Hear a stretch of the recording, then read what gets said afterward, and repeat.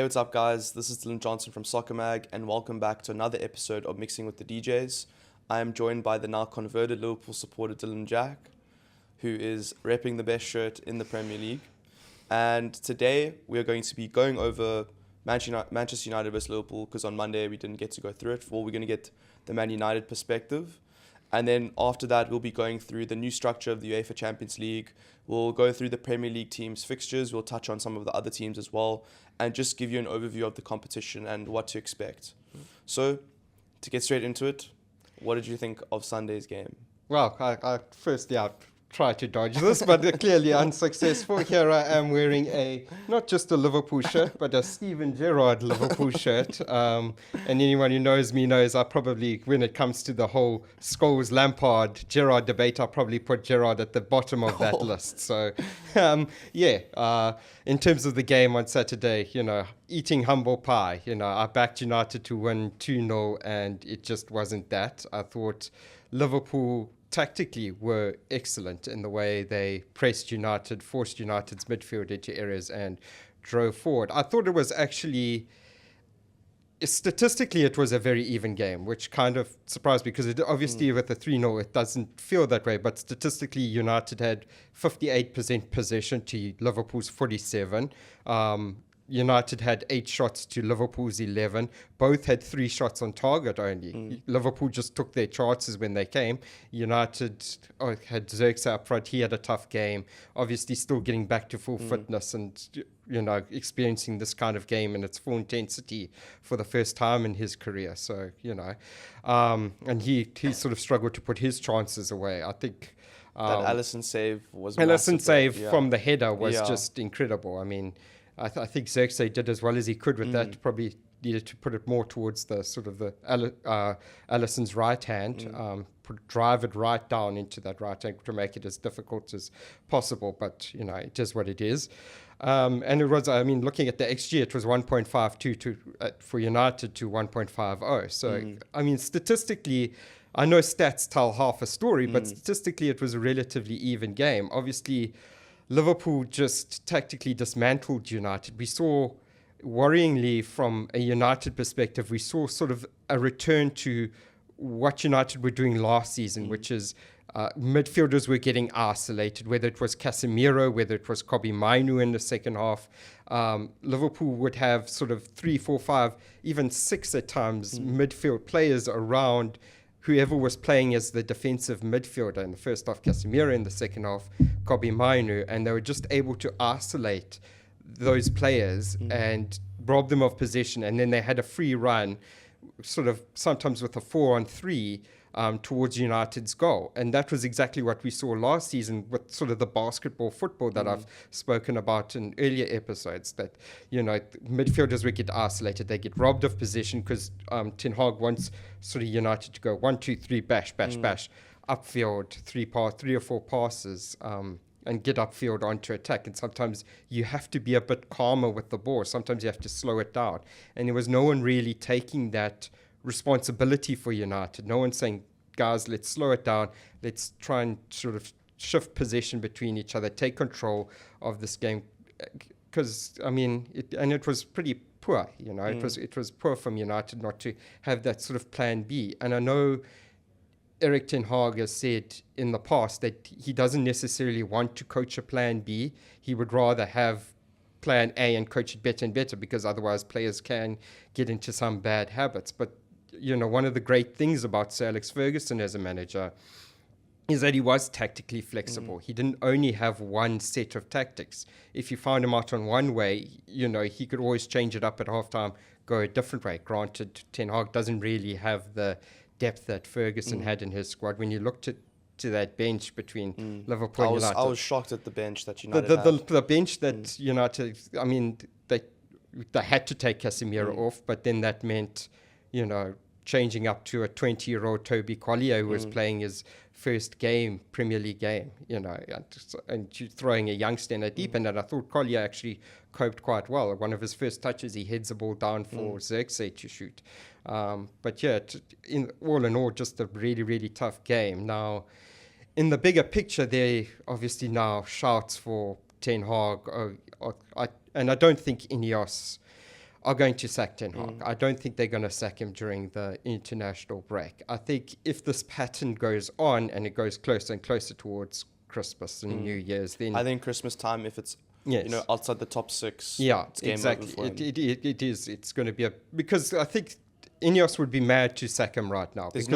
I remember I think I saw, or when Gary Neville and Jamie Carragher were discussing, the manager market right now, besides Thomas Tuchel, is bare bones. It is. You're either getting someone like Thomas Tuchel who hasn't worked out at his past 2 jobs, 3 jobs, besides obviously winning the Champions League at Chelsea, but that didn't work out at the end. Yeah. Then you're taking a gamble on a young manager that's proven nothing, like Vincent Kompany at Bayern, or like what Liverpool have done with Arne Slot. Yeah. So it's not really, the only way you should fight Ten Hag is if there's a guarantee upgrade. Exactly. And there's no one that I can see coming in, and I think Nagelsmann aside, if you could get Nagelsmann free, he would be, I'd like that apart, because he has a sort of a very sports science-ish sort of approach to coaching, which I like. But unless you're going to be able to get Nagelsmann free, which I don't think you can, then there's no real, this guy, and there's no guarantee that Nagelsmann would definitely work out. There's no guarantee any manager definitely works out with a certain squad. Unfortunately, United are in a place now where they are in the middle of another rebuild. They got rid of, how many was it? Sort of 10 players in the off-season. They brought in the most amount of transfer fee money that they've brought in for a long time, because they've just been offloading players that were surplus to requirements. And that's unfortunately left, together with the injuries to guys like Højlund and Euro and Mason Mount and Luke Shaw and Malacio, who's still making his way back. That's left United very bare bones in terms of how they can tactically change things from the bench. These guys coming back, hopefully, at least Højlund and Mount should be back, hopefully, after the international break. Luke Shaw a little bit later, hopefully. And I think if you put Mount and Højlund into this team, with Ugarte coming in instead of Casemiro, that looks a lot better already. And I think that solves a lot of problems with, especially in the Liverpool Man United game, the lack of legs of Man United's midfield. And you look at the bench, and your options are, like you said, Collier or Eriksen. And you put Eriksen on there, and the problems persist. They actually probably get worse. They do. He doesn't have a defensive bone in his body, and he doesn't have legs. No, he doesn't. And that's the whole issue that United have. Again, is sort of the lack of depth in the squad. The one worrying thing for me out of this game as well is that this was kind of, in terms of wings and Højlund aside, in terms of forwards, this was kind of the best United's attack is going to get, not necessarily performance-wise, but personnel-wise. I was baffled that Ten Hag started Garnacho over Amad Diallo. I thought when Diallo came on, he looked really bright. It took him 20 seconds to really make a good impact on the game. So I think when Amad came on, he was really, really good and showed why he should have started. I thought that was a really poor call, unless Ten Hag was looking to sort of exploit space. Obviously, he was trying to exploit the space that Liverpool leave in behind their defence, but Diallo does that anyway. So, I don't know. I thought starting Garnacho on the right wing over Diallo was a bad call. And I've also seen that, Marcus Rashford has got a lot of pelters, obviously. He's got a lot of criticism after this game. But he was United's best forward. As low as the bar was, he was United's best forward in this match. He was the only one trying to create chances. He was making, if you go back and watch the game, he was making a lot of runs off the ball. I thought his work rate defensively was, again, questionable. That's where you can criticize him. I thought he wasn't tracking back enough, wasn't helping out enough. But I think that's just the nature of... That is just the nature of what he's become. And Rashford is that they don't work hard defensively. That's what you take with them. And unfortunately, if you look at Rashford's career, he's been coached in so many different roles and so many different... under Louis van Gaal, when he was coming through, it was one thing. Under Jose Mourinho, he was different. Jose Mourinho almost used him as a left wing back. He was working hard, so defensively. Then he was sort of a left forward under Ole Gunnar Solskjaer. And now he's more under Ten Hag. He's become more of a sort of a wide playmaker almost. That's why you're seeing him get the ball sort of, instead of take players on as he used to, you're seeing him making crosses sort of into the stopping... box. Cutting back and passing back, or cutting and passing, trying to look for Bruno, or crossing into the box. That's obviously what he's been instructed to do. So I think he himself has become a little bit confused and muddled in his own role in this team, because he's almost going counter to what he wants to do. We saw in the first 5 minutes against Liverpool, I was worried. United were winning corners, they were exploiting, Delors was getting on the overlap, Rashford was getting space, and that's where I thought, hey, we're actually in for a game here. And then it just sort of, they sort of reverted to type almost. As soon as the first sort of couple of passes from Casemiro went wrong, it was panic stations, and it just collapsed from there. This team sort of does still clearly have a bit of mental fragility there when the first couple of things go wrong, and there's no one sort of calming things down. It's all just, let's try and ramp it up to 120 again and see if that works, you know. And I think Liverpool countered that perfectly. Like, Liverpool weren't going to take the bait. No. They were calm the entire game. Exactly. Just a question. What are your thoughts on Casemiro now? Obviously, he had this is probably the lowest moment in his career. Yes, it is. But do you have sympathy for him in some ways? I do. I actually do, because we spoke about it. And Casemiro is not the guy. We've said Casemiro is not the guy who could play week in, week out, who can cover ground like he used to. If you look back at that Real Madrid midfield, he was also playing alongside Toni Kroos and Luka Modric, who helped out tremendously. I'm not saying that he wasn't the player that he looked like at Real Madrid. He was obviously a world-class player at Real Madrid, but he's not that guy anymore. He's got a bit more time in his legs. He's a bit older. And he can't be that guy that you're relying upon to solely anchor a midfield anymore. And unfortunately, the structure, and this is where Ten Hag has to take his criticism, is the structure that he has United playing under isn't getting the best and is highlighting the flaws out of these midfielders.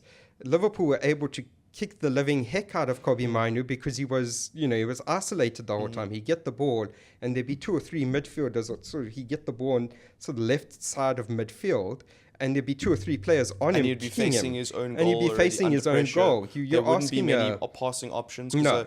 The fullbacks for United were so high up the pitch that Kobbie or Casemiro ever would get the ball, they'd be facing their own goal. Their only option would be either back to centre back. Yes. And it was easy for Liverpool to get the ball. It was so easy for Liverpool, and that's where Ten Hag has to take the criticism, is the structure. He has to change the structure. Yes, it got him a couple of cups, but he can't use that to defend the league for. As Manchester United manager, you are going to be yes, you're going to be judged on your trophy success, and he's bought himself time with that. But ultimately, if you keep failing in the league, that's going to be your job. Louis van Gaal showed it. He won an FA Cup, was sacked almost the next day after winning an FA Cup. Jose Mourinho showed it. He won a Europa League. Did he win a League Cup? Yes, he did. Yeah, I think he won a League Cup as well. And he ended second in the league. He ended second in the league. He was still sacked. So winning cups isn't necessarily always going to save your job as a Manchester United manager. You have to show greater progress. And that's where Ten Hag has to take a bit of criticism. I thought there was a very, very bad reversion back to last season. Whereas because I thought in the opening 2 games against Fulham and Brighton, we had showed tactical progress. We showed a lot of solidity in midfield, and there just wasn't that same compactness against Liverpool. It was, again, just going back to the nonsense that United were doing last season. And that's what really frustrated me out of this game. And now, do you see, with Mason Mount being injured, how do you see the midfield? Which 3 do you think he picks? Do you think he drops Bruno deeper? Yes.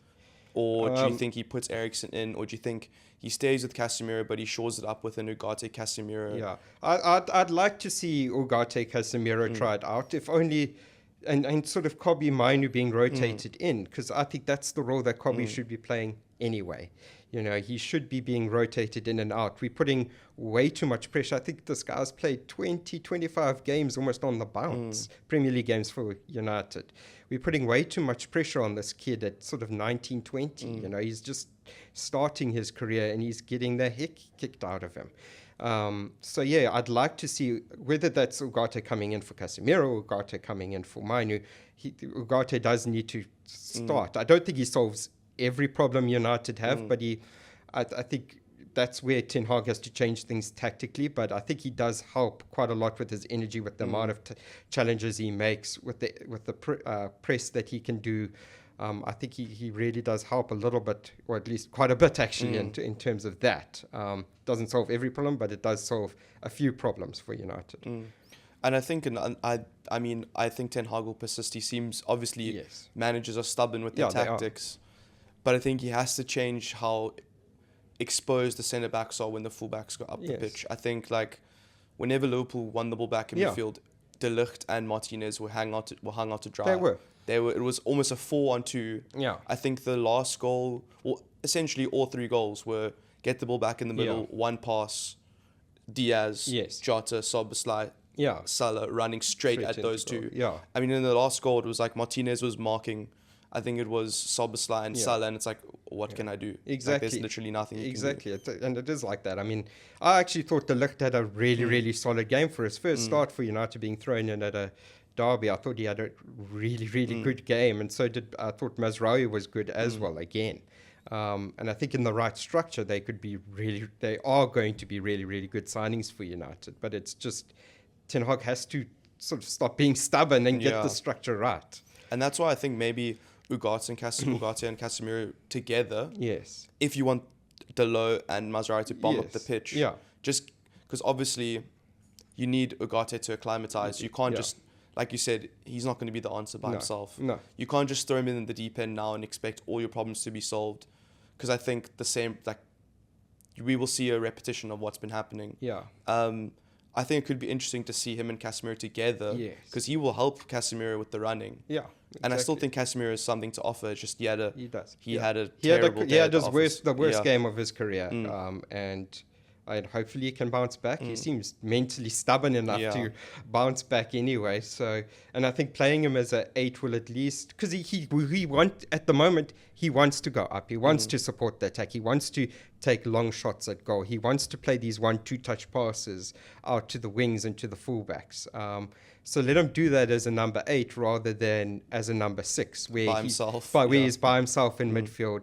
And Ugarte, who sort of prefers a shorter passing game, let him play as the number 6. And instead of trying to bang these long Hollywood balls out to the wings, he can look for a sort of a shorter passing option rather. I think that works. So what do you think now? Have your thoughts of United changed for the season? I know it's still early. Not really. I think we could still go on and get top 4. I think if, the key players that United need, the likes of Shaw, the likes of, if you get Yoro back in, if you get Højlund back in, if De Ligt and Mazraoui can adjust quite nicely, you get Mount back in, that gives United a lot more depth. I think Zirkzee will adjust. It's obviously, he's still a young guy, and this is the first time he's coming in and playing a derby like this, so he wasn't going to look 100% always. And if they can adjust tactically, I think they can still get top 4. I still think top 4 is on. Okay.